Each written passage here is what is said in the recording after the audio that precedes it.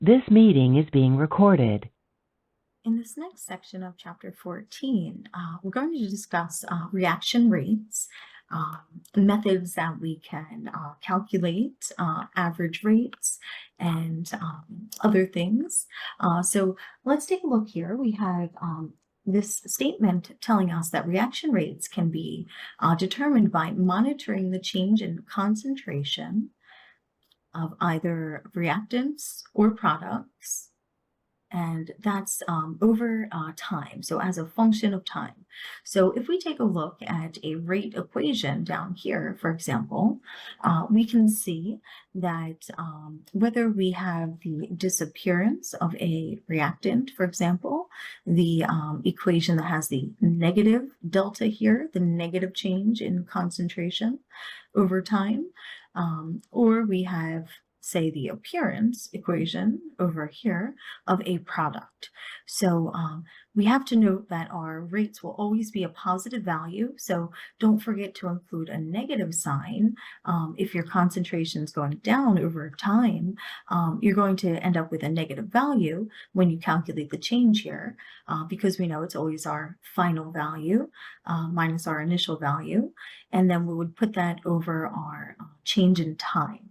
So for example here, say we wanted to look at the rate and calculate it between 50 seconds have passed in this reaction that we're told happened up here.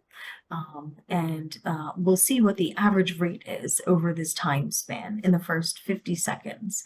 So what we would do is we would rewrite this equation here, but use the concentration values at 50 seconds. So we have 0.0905, and this is in molar, right? So that's understood, moles per liter, minus our initial concentration here. So that's 0.1000 molar. But we can't forget that negative sign in front, because this will end up with a negative value here. Then we would divide by, again, it would be our final minus initial time in seconds. So looking at these numbers here, we would find the difference on the top, divide by the bottom.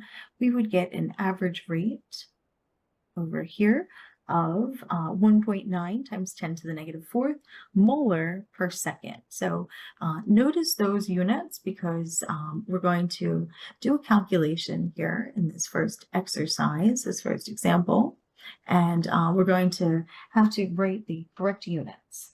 So let's look at these images over here and read through what we're asked to find in this first problem in part A.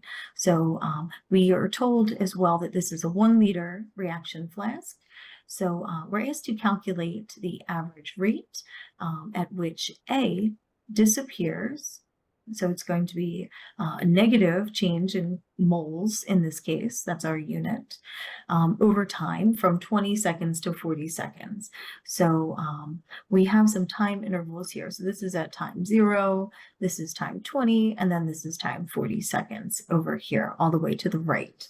So the values that we're going to use to calculate our average rate would be, again, with that negative sign out front, because we're going to have a positive value in the end.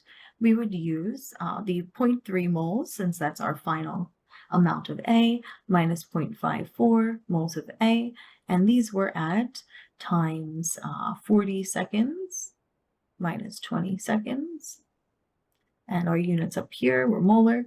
So when we find the difference on the top, divide by the bottom, we would find 1.2 times 10 to the negative 2 molar per second. We can do a similar calculation here in part B.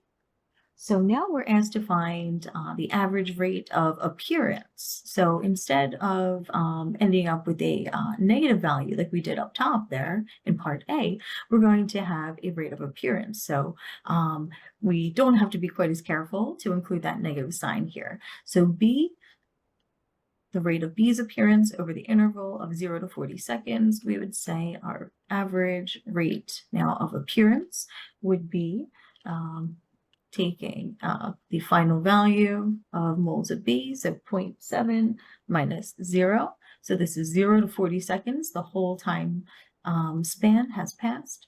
So then we'll have 40 minus 0 here. This was, this should actually be moles per second. Let me correct my unit here. And then down here, again, we would have moles per second. But this would be a value of 1.75 to the -2 moles per second.